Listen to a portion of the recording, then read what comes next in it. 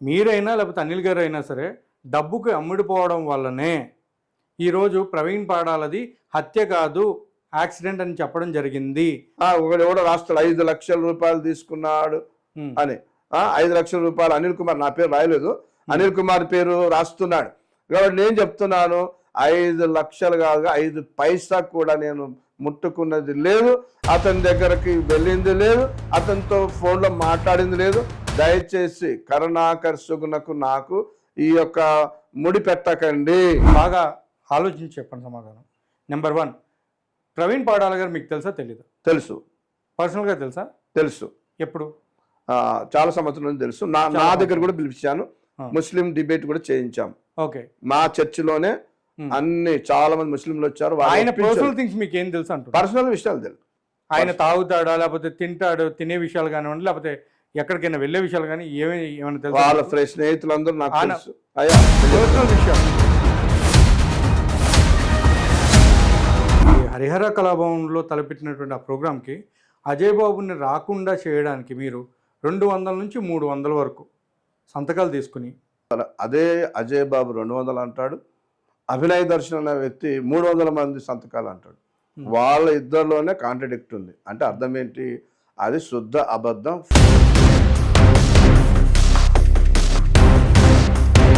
కానీ మీరు అజయ్ బాబు మీద అట్లాంటి కుట్ర చేస్తున్నారు అని చెప్పి ఆయన వీడియోలు కూడా పెట్టడం జరిగింది కదా. ఆయన సొంతంగా పెట్టుకున్నాడు. నేను ఆ డబ్బుకి అమ్మడం వ్యక్తిని కాదు. నేను హత్య హత్య హత్య అని చెప్పేసి ఈవెన్ తెలంగాణ హైకోర్టులో కూడా పిల్లేసిన వ్యక్తి నేను. హాయ్, హలో, నమస్తే. నేను మీ anchor Nagendra. Welcome to Aira media sir. Welcome, thank you very much. ఎలా ఉన్నారు సార్? బాగుంది సార్. ఫస్ట్ ఏంటంటే మా ఐరా మీడియాకి మీరు ఎవరు, అసలు ఏంటి, ఎందుకు మీరు ఈరోజు ఐరా మీడియాకి రావాల్సి వచ్చింది, వాటి గురించి చెప్పండి. నా పేరు బిషప్ పాస్టర్ భాస్కర్ ములకల. నేను సమాజంలో, ముఖ్యంగా క్రైస్తవ సమాజంలో గత 30-35 సంవత్సరాల నుండి పాస్టర్గా పనిచేస్తున్నాను. భారత్ క్రిస్టియన్ కౌన్సిల్ అని ఒక సంస్థకు నేను ప్రెసిడెంట్గా ఉంటున్నాను. ఓకే. అలాగనే తెలంగాణ బిషప్స్ కౌన్సిల్ అని, దానికి కూడా నేను జనరల్ సెక్రటరీగా ఉంటున్నాను. అలాగనే greater Hyderabad pastors and Christian leaders association కూడా జనరల్ సెక్రటరీగా ఉంటున్నాను. ఇంకా చాలా డిజిగ్నేషన్ మా యొక్క మున్సిపాలిటీ నుండి లేక కాన్స్టిట్యున్సీ నుండి హైదరాబాదులో అనేక మందికి సుపరిచితమైన వ్యక్తి నేను, భాస్కర్ ములకల. నాకు సత్యాన్వేషణ టీవీ ప్రోగ్రాం కూడా మాకు రెగ్యులర్గా ఉంటుంది. ఓకే. సత్యాన్వేషణ. ఎస్. ఓకే.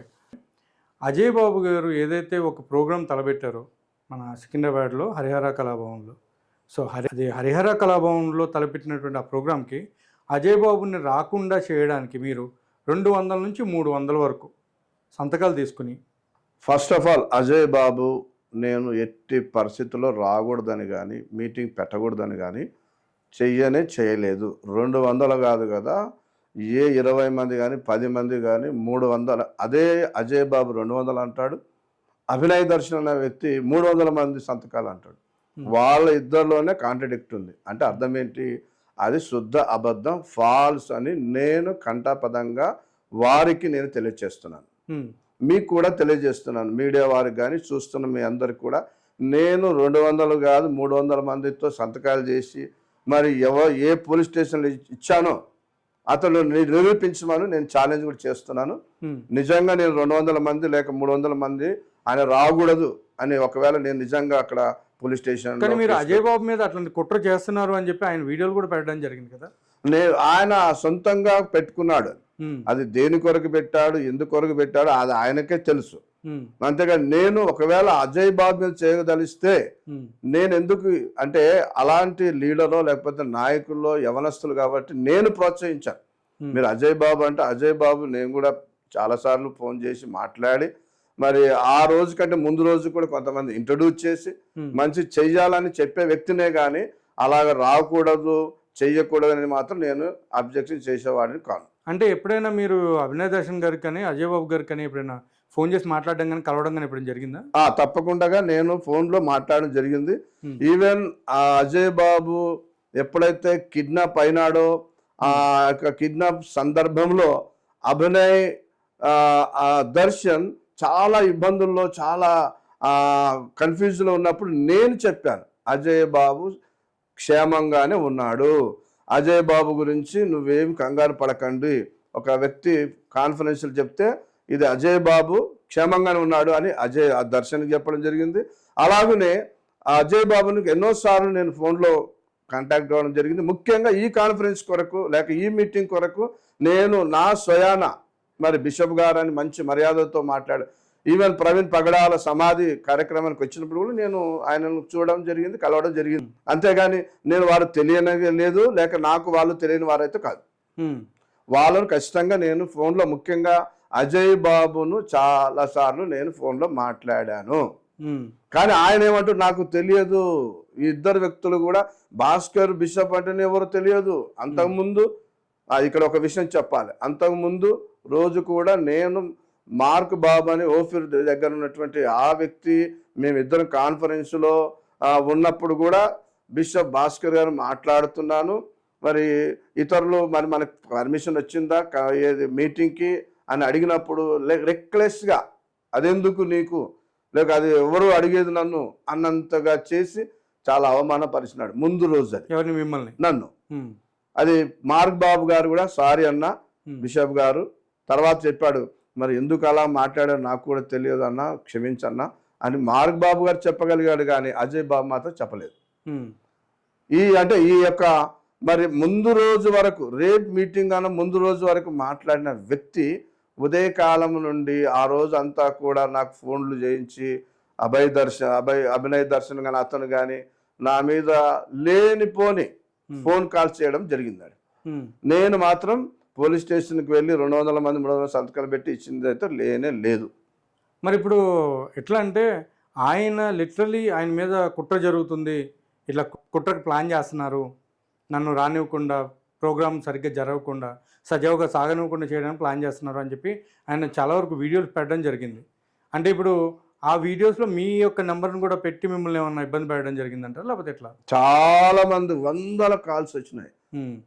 ఇంకా ఓడాడితే చంపుతాం, పొడుస్తాం, ఈవెన్ లేడీస్ చేయడం అనేది నాకు చాలా బాధ అనిపించింది. కాబట్టి ఈ మీడియా సందర్భంగా నేను చెప్తున్నాను, వాళ్ళు తెలుసుకోకుండా వీడియోలు పెట్టడము, ఇదిగో నా నంబర్ ఇచ్చి ఇదిగో ఇతను అడగండి అని వీరిద్దరు కూడా లైవ్లో మరి ప్రజలను ప్రొవోక్ చేయడం.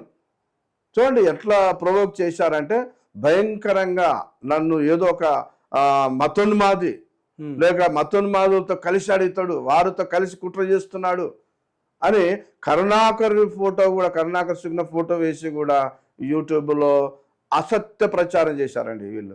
కరుణాకర్ సుగ్న గారితో అంటే అనిల్ గారు మీరు ఇద్దరు కలిసి వెళ్ళి మాట్లాడడం జరిగిందా, లేకపోతే ఎట్లా?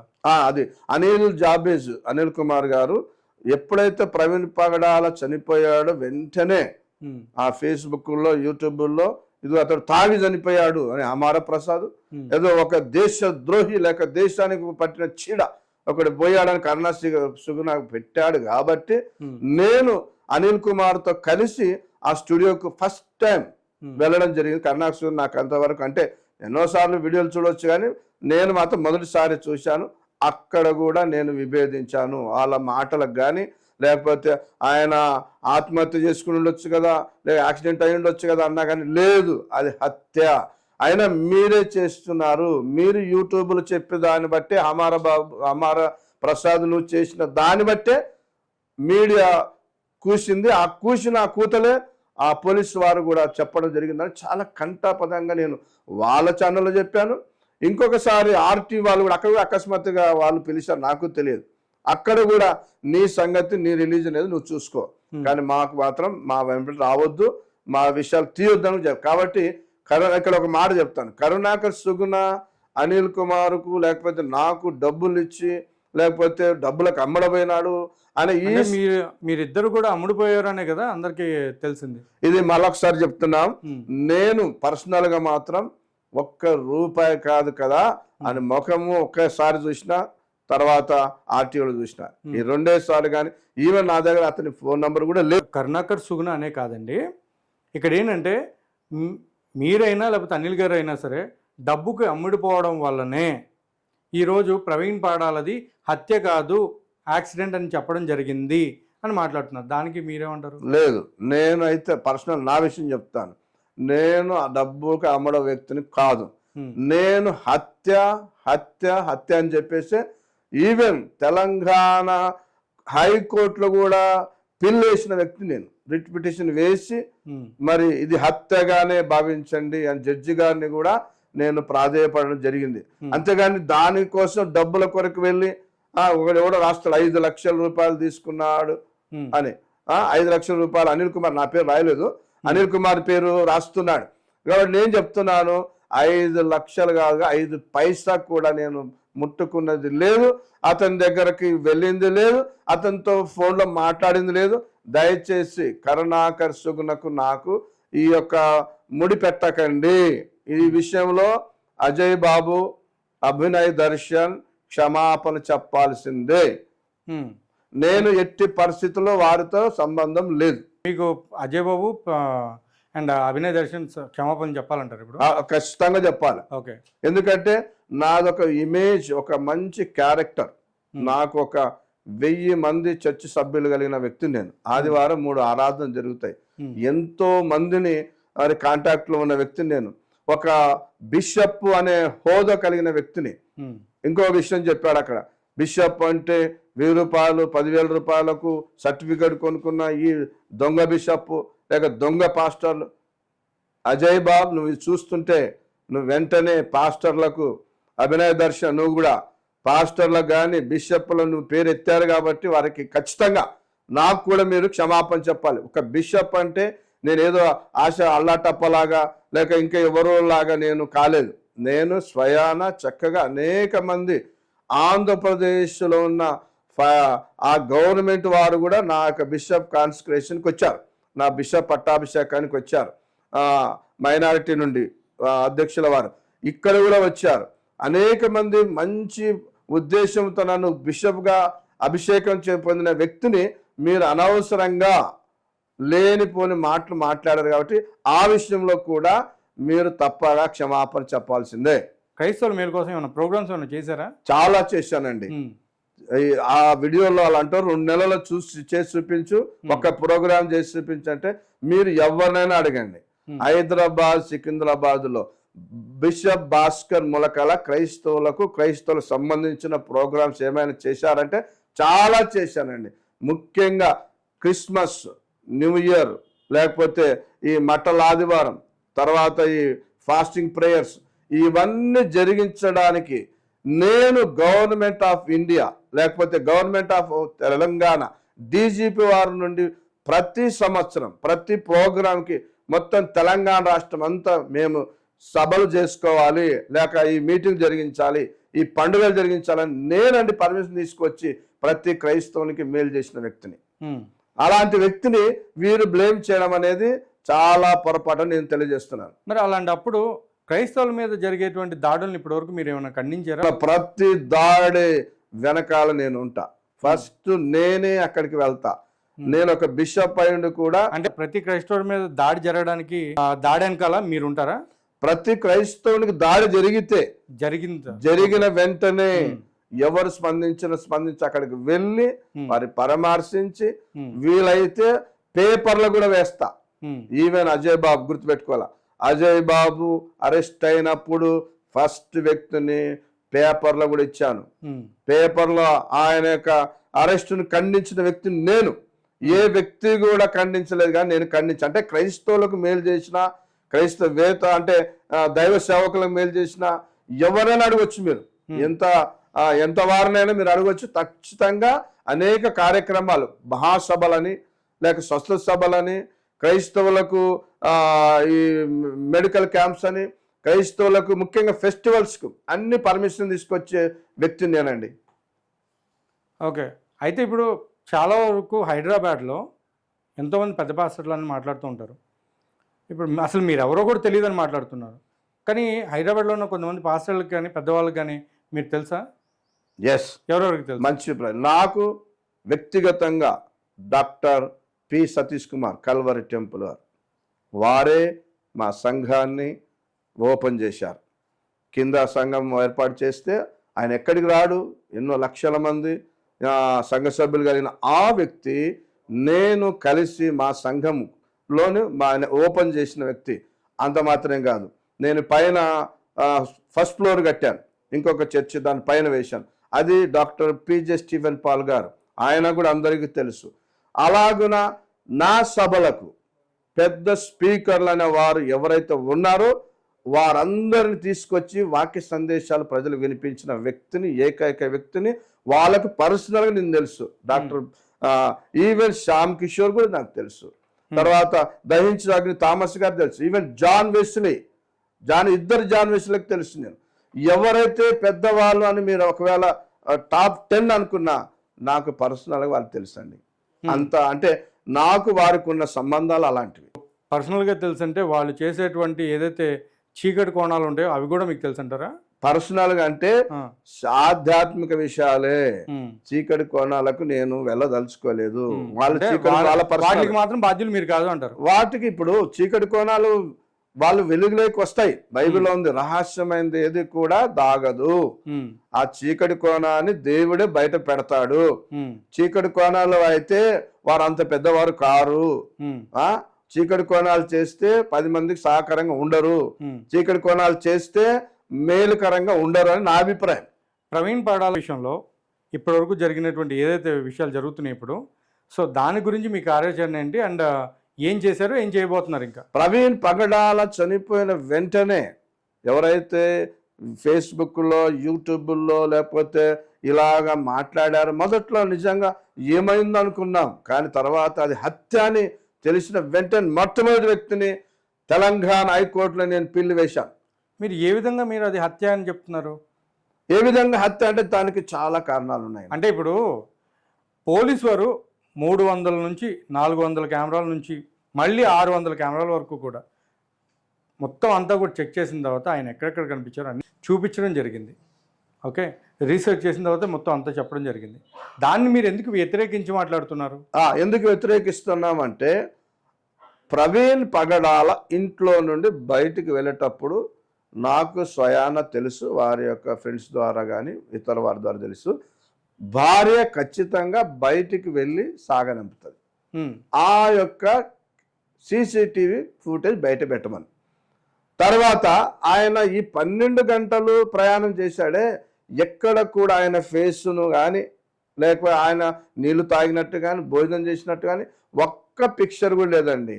ఒక్కటి కూడా కనిపించ అంటే 400 ఫుటేజ్లు ఉంటే ఇంట్లో నుండి బయటకు వెళ్ళింది తెలియదా, లేక తినేది తెలియదా, యాక్సిడెంట్ అయింది తెలిసిన తర్వాత ఆయన ఇంటి దగ్గర నుంచే కదా ఇప్పుడు ఫుటేజెస్ లో కూడా ఆయన ఇంటి దగ్గర నుంచి వెళ్ళేటప్పుడే కదా అన్ని వీడియోస్ తీసి చూపించారు. అంటే మీరు ఎందుకు పోలీసుల యొక్క దాన్ని కూడా మీరు తప్పుదో పట్టించడానికి చూస్తున్నారు? పోలీసుల వారు చేసింది తప్పు మరొకసారి అంటున్నా. ఒకవేళ వాళ్ళు చేసింటే అవి ఖచ్చితంగా అలా పెట్టండి. మేము కూడా ప్రైవేటుగా మేము కూడా కొన్ని వీడియోలు కానీ కొంత వ్యక్తులను కానీ అది హత్య అని నిరూపించడానికి కూడా మేము కూడా సిద్ధపడుతున్నాం. సరే, మీరు హత్యను నిరూపించడానికి సిద్ధపడుతున్నాం అని అంటున్నారు. ఎస్, అదే CCTV ఫుటేజ్ ఎక్కడైతే ఆయన పడిపోవడం జరిగిందో అక్కడ ఏదైతే నయారా పెట్రోల్ బంక్ దగ్గర ఉన్నటువంటి CC ఫుటేజ్ని మీరెందుకు ఇప్పుడు దాకా సంపాదించలేకపోయారు?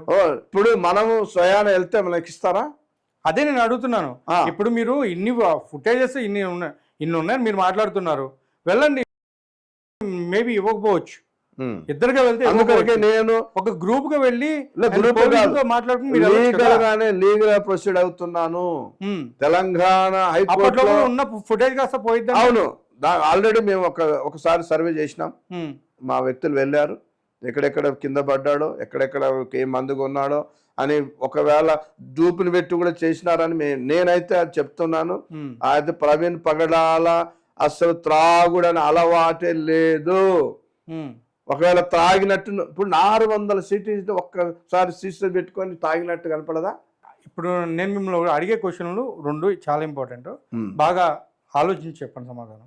నెంబర్ 1, ప్రవీణ్ పగడాల గారు మీకు తెలుసా తెలీదు? తెలుసు. పర్సనల్గా తెలుసా? తెలుసు. ఎప్పుడు? చాలా సంవత్సరాల నుంచి తెలుసు. నా దగ్గర కూడా పిలిపించాను, ముస్లిం డిబేట్ కూడా చేయించాం.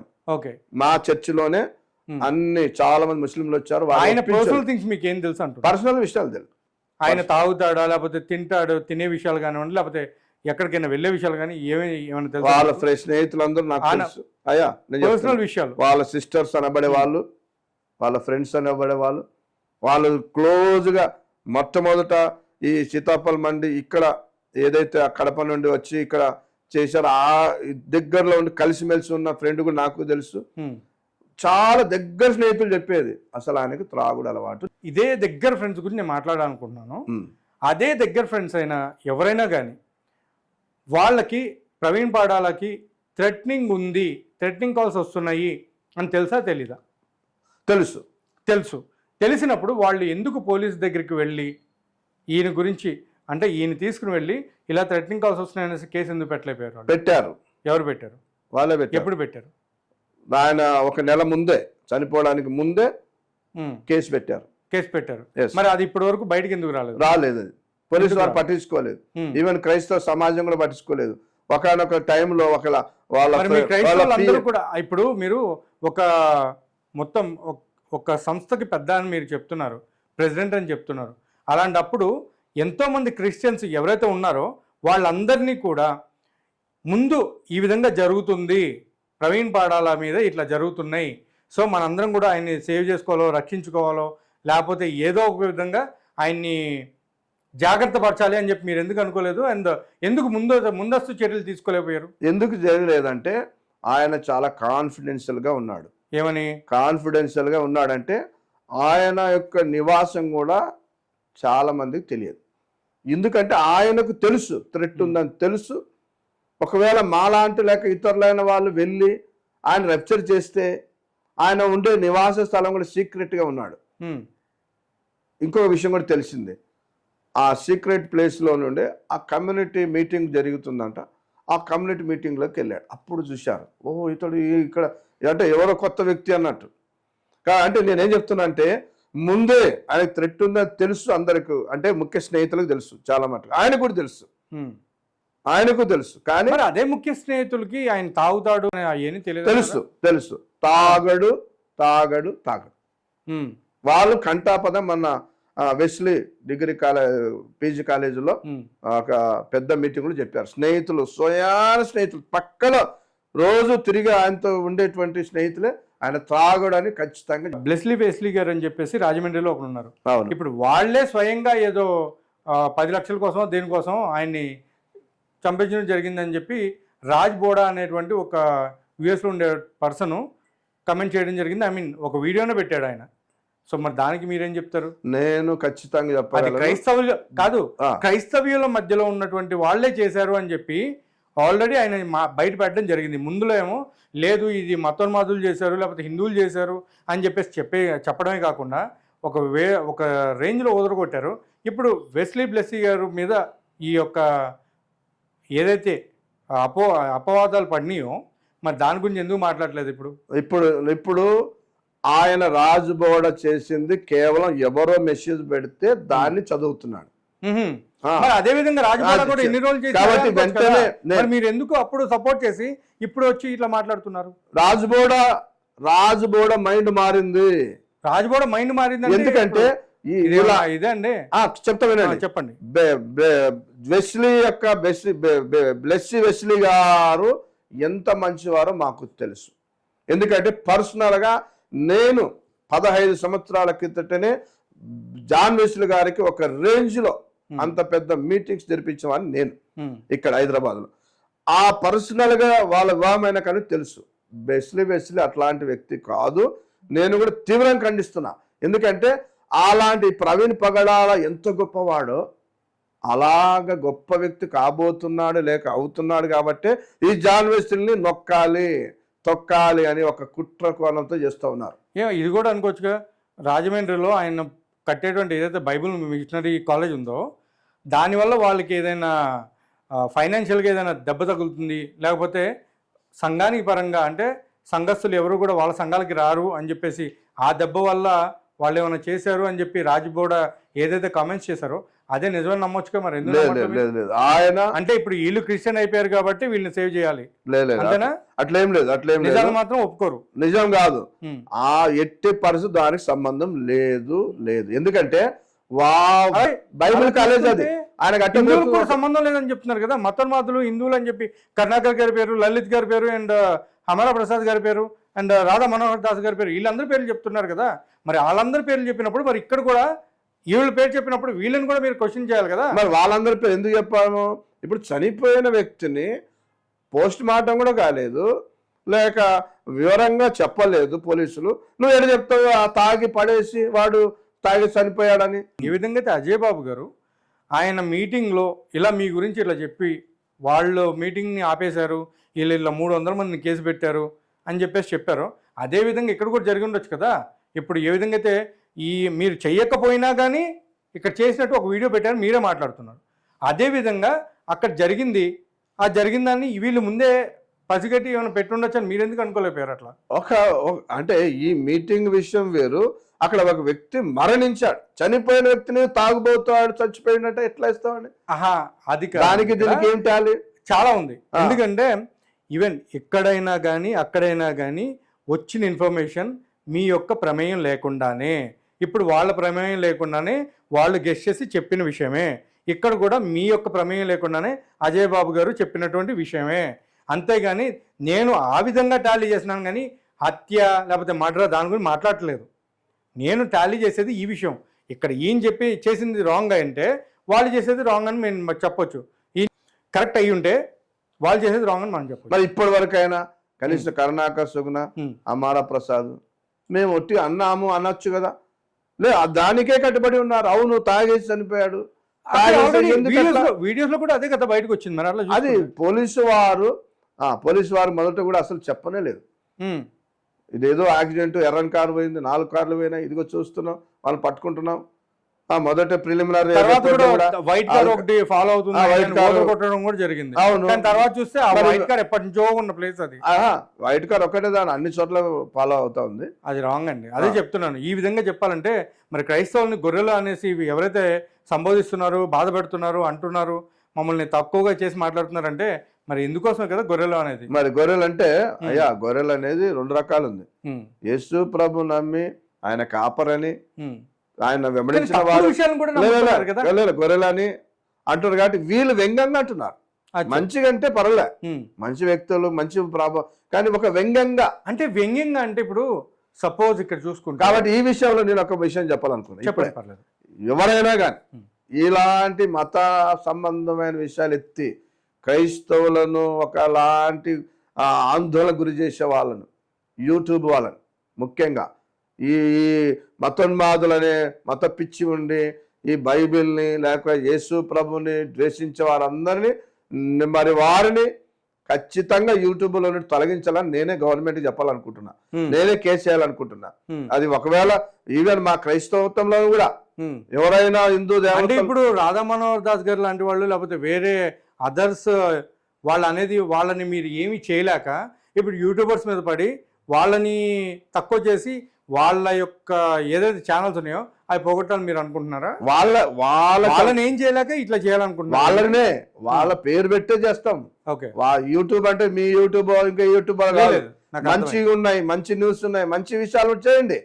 కానీ ఎవరైతే 24 hours అదే ఇంకా ఒక మతాన్ని ఈ దేశంలో స్వాతంత్రం, మత స్వాతంత్రం ఉందో లేకపోతే హక్కు ఉందో, స్వేచ్ఛ ఉందని చెప్పి ఇష్టం ఉన్నట్టు మాట్లాడితే అది పద్ధతి కాదని చెప్పడానికి ఇలాంటి వారిని మీరు నిషేధించండి అని నేను గవర్నమెంట్ అడగదలుచున్నా. ఫైన్ అండి. ఇప్పుడు మొన్న రీసెంట్లీ నాకు తెలిసింది ఏంటంటే మీరు కే పాల్ గారిని కలిసారని విన్నాను. సో కే పాల్ గారిని మీరు కలిసి ఆయనతోటి మాట్లాడిన విషయాలు ఏంటి?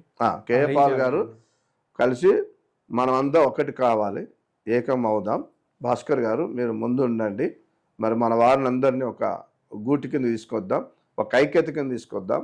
క్రైస్తవులందరూ ఐక్యత కలిగితేనే ఈ దేశంలో ఒక గొప్ప మహాప్రపంచం వస్తుంది. ఐక్యత లేకపోతే ఎవరు ఎలా పోతారో మరి చాలా కష్టంగా ఉంది. రాబోయే దినాల్లో ఇక చెప్పాల్సినంత చెప్పేశాడు. తర్వాత వీలైతే ఈ నెల మే 24 ఒక పెద్ద మీటింగ్ కూడా పెడదాము. దానికి మీరు రండి, ముందుకు రండి. కోఆర్డినేటర్స్ను లేకపోతే పెద్దవారిని అందరినీ, పెద్ద బిషప్స్ను, నాయకులందరినీ తీసుకురండి, మనం అందరం కలుద్దాం. నేను కూడా వస్తాను, మీరు డేట్ చెప్పండి.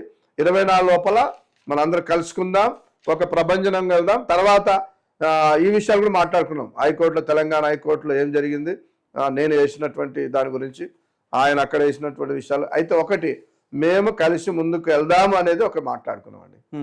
కే పాల్ గారు క్రైస్తవుల కొరకు, నేను కే పాల్ గారే ఒకానొక ప్రముఖ ఛానల్లో ప్రవీణ్ పాడాల గారి కేసు గురించి మాట్లాడుతూ ఆయన యొక్క రాజకీయ లబ్ధి కోసం ఎక్కువ మాట్లాడినట్టు అనిపించింది అందరికీ. అఫ్ కోర్స్ అది స్వార్థమే, 50% స్వార్థమే ఉంది, ఇప్పుడు కూడా ఉంది. స్వార్థం ఒకవైపునే ఉంది, అందుకొరకే ఆ స్వార్థం వీడమ. నేను అదే మాట్లాడుతున్నాను. ఇప్పుడు అలా చూసుకుంటే మీరు కే పాల్ గారు అయినా అట్లాంటి వాళ్ళు కూడా ప్రవీణ్ పాడాల గారు లాంటి వాళ్ళు చనిపోతే వాళ్ళ చావును అడ్డం పెట్టుకుని నేను గద్దెనెక్కాలి అని అనుకోవడం ఎంతవరకు కరెక్ట్ అంటారు? అది ఆయనకు ముందు నుంచే ఉంది, గద్దెనెక్కాలా, ప్రైమ్ మినిస్టర్ కావాలి. ఇప్పుడు చూడండి తప్పు కదా. అట్లా కాదు అంటే ఇప్పుడు దీన్ని ఏమంటారు, వేరే వాళ్ళ శవాల మీద రాజకీయాలు చేయడం కాదండి. మానవత్వం, శవాలు కాదు, మానవత్వం కలిగిన వ్యక్తి కాబట్టి ముందుకు వచ్చాడు. ఎవరు వచ్చారు? మానవత్వం. ఒక మనిషి చనిపోతే దాన్ని మీరు వేరే రకంగా సెల్ఫ్ హత్య చేసుకున్నాడు, తాగి హత్య చేసుకున్నాడు, మరి ఆయన ముందుకు రాడా? ఒక మానవుడు కాబట్టి ఇంకొక మానవుడు ఖచ్చితంగా. ఒక మానవుడు అంటే ఇప్పుడు పెహల్గాం గురించి ఎవరు మాట్లాడలేదు ఇప్పటి వరకు. మరి పెహల్గాంలో కూడా చనిపోయింది ఒక క్రిస్టియన్ ఉన్నారు, మరి ఆ క్రిస్టియన్ గురించి ఎవరైనా మాట్లాడారు? మాట్లాడాను మా వాళ్ళు, మేమందరం మాట్లాడాం. ఆ నతానియల్ క్రిస్టియన్ అతని గురించి మాట్లాడాం ఖచ్చితంగా. ఇంకోటి, ఆయన ఏ వ్యక్తికైనా కూడా ప్రపంచంలో కానీ ఎక్కడైనా మాట్లాడతాడు, అట్లేం లేదు. ఆయన మాత్రం నేను అనుకోవడం పర్సనల్ గా, ఒక రాజకీయ ఎజెండా ఉన్నా ఆయన మాత్రం దీన్ని తీసుకొచ్చి ఆయన గద్దెక్కాలి అనేది మాత్రం ఎట్టి పరిస్థితి ఆయనకు లేదు. ఆయన కేవలము ఈ బాగుపరచాలా ఆంధ్రప్రదేశ్ను, తెలంగాణ రాష్ట్రాన్ని మరి బాగుపరచాలి, ఇండియాను బాగుపరచాలని ఆయన ఉద్దేశం. అంతేగాని ఈ మరణం మీద, శవాల మీద పేలాల అయితే కాదు. కాకపోతే చూసిన ప్రతి ఒక్కరు కూడా అదే అనిపించింది. ఫైనల్గా ఏంటంటే నేను అడిగేది, బిషప్ అనే సర్టిఫికేట్ మీరు కొనుక్కున్నారా లేకపోతే ఎట్లా డబ్బులు ఇచ్చి? నేను బిషప్ అనేది అది ఒక పెద్ద హోదా, డబ్బులు పెట్టి వచ్చేది కాదండి. చాలామంది, వందల మంది పాస్టర్లు, బిషప్స్, ఆర్చ్ బిషప్స్, బిషప్ పెద్దవారు నన్ను అభిషేకించి చేసింది కానీ అది డబ్బులకు వచ్చింది కాదు. దయచేసి అభినయ దర్శన్ కానీ, అజయ్ బాబు కానీ, ఇంకెవరైనా కానీ బిషప్పుల మీద బురద చల్లవద్దు. ముఖ్యంగా నేను ఒరిజినల్గా బిషప్పును. అది ఒక డబ్బులు పెట్టుకొని వచ్చింది కానే కాదు. మీరు కావాలంటే రండి, నేను ఫొటోస్ చూపిస్తా, ఎవరెవరు వచ్చారు, ఎంత వందల మంది వచ్చారు, నా అభిషేక, నా చంగం చూడండి, సమాజంలో నేను చేస్తున్న సేవ చూడండి. మరి మీలాంటి వారు మాకు మీడియాకు కూడా ఎంతో సపోర్ట్ చేస్తున్నా, ప్రతి ప్రోగ్రాంకి మీడియాలు ఇవ్వడం కానీ, పేపర్స్ కానీ. నేను ఖచ్చితంగా క్రైస్తవులకు అండగా ఉండే వ్యక్తినే, క్రైస్తవులను ముందుకు నడిపించే వ్యక్తినే. రాబో దినాల్లో కూడా ఒక ఐక్యతగా ఈ అజయ్ బాబు, ఒక అభినయ దర్శన్ వాళ్ళు చిన్న యవనస్తులు, నా ఎక్స్పీరియన్స్తో లేదు వాళ్ళ వయసు, కాబట్టి అలాంటి వారు కూడా మార్చుకోవాలి. చివరిగా ఫైనల్గా అనిల్ గారు ఎవరైతే ఉన్నారో ప్రవీణ్ పాడాల గారి ఫ్రెండ్గా, అండ్ మీరు, మీ ఇద్దరు కలిసి మీ ఇద్దరి కార్యాచరణ ఫైనల్గా ఏంటి, ఏం చేయాలనుకుంటున్నా ఇక ముందు? ఇక్కడ ముందుకును ఆయన కూడా చెప్తా. అనిల్ కుమార్ ఒక ప్రోగ్రాంలో, ఆర్టీవీ ప్రోగ్రాంలో, ఈయన క్రైస్తవులే కాదు అన్నాను. ఆయన నిజంగా రియలైజ్ అయితే హత్యా కోణంలోనే దాన్ని ఖచ్చితంగా బయటకు తీస్తాం. తర్వాత అనేది ఇంకొక ఆర్గనైజేషన్ ఉంది నాకు, సిపిఎం, క్రిస్టియన్ పీస్ మేకర్స్. కాబట్టి ఒకవేళ హిందువులైనా, ముస్లింలైనా ఎక్కడైనా గొడవలు జరిగితే క్రైస్తవుల మధ్యలో కూడా, సంఘాల మధ్యలో కూడా, లేక ఇలాంటి డిస్ప్యూట్స్ వచ్చినప్పుడు ఖచ్చితంగా నేను ఆయన సపోర్ట్ కూడా తీసుకుంటాను. వెళ్తాం ఇంటలెక్చువల్గా, లేక ఇతరులు అందరం కలుస్తాం. సిపిఎంలో ఎవరైతే క్రిస్టియన్ పీస్ మేకర్స్ వారందరం కలిసి ముందుకు సాగుతాం. ఈ దేశంలో ఈ రోజుల్లో VBS అనేది పిల్లలకు మీద దాడులు జరుగుతున్నాయి, క్రిస్టియన్స్ మీద దాడులు జరుగుతున్నాయి, పత్రికల పంచుతున్న దాడులు జరుగుతున్నాయి. కాబట్టి ఇవన్నీ మేము ఆపుతామండి. ముఖ్యంగా నేను ముందుకెళ్ళి ఈ కార్యాచరణ చేపడతాను. మా క్రైస్తవులు చాలా బాధపడుతున్నారు, ఇబ్బంది పడుతున్నారు. కాబట్టి ఒక గుంపుగా, అందరూ కలిసి వచ్చి ఒక ప్రభంజనంగా ఈ దేశంలో వెలిగి అనేక మందికి ఆశీర్వాదకరంగా ఉండాలని కోరుతున్నాం. ఓకే అండి. Anyway, thank you so much అండి. అండ్ వెరీ సూన్ మళ్ళీ ఇంకొక ఇంటర్వ్యూ చేద్దాం. Okay, thank you.